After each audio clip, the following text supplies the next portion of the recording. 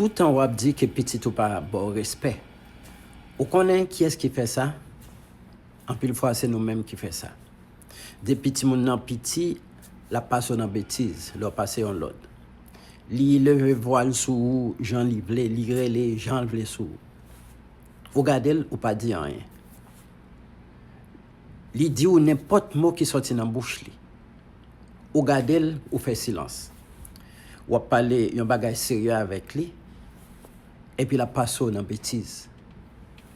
Li fait ça ou simplement gade et puis ou sourit. Qui Jean pour le faire ba ou respect. Ou fin parler avec lui pour un bagay que li fait qui mal.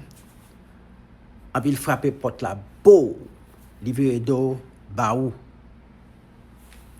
Li aller li fait ça li vle ou même ou pas jamais gen réponse ou pas jamais gen exhortation pour bali. Donc question m'ta posé ou qui moun qui te loué kay la, qui moun qui te acheté kay la, qui moun nan kay la k'ap fait tout sacrifice pour ti moun nan capable venir yon moun demain. Nous quitter ti moun nan et jouer avec nous tant qu'on yon pop étoile, tant qu'on yon ti toupi.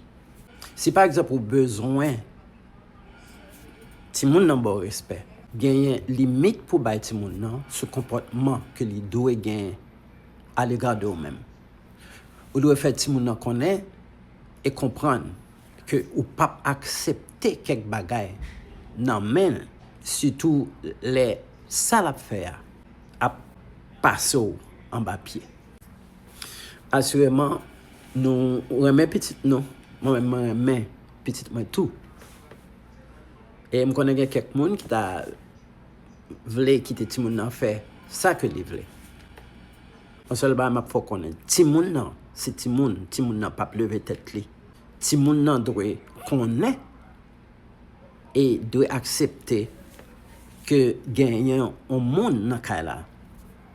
Moun ça c'est lui qui gagne plus autorité sur lui-même. Si nous montrer ti moun nan qui position l'occuper et qui position que ou même ou occuper. Le ça n'a sauvé ti moun nan et le ça ti moun nan après que li nécessaire pour ba nos respect.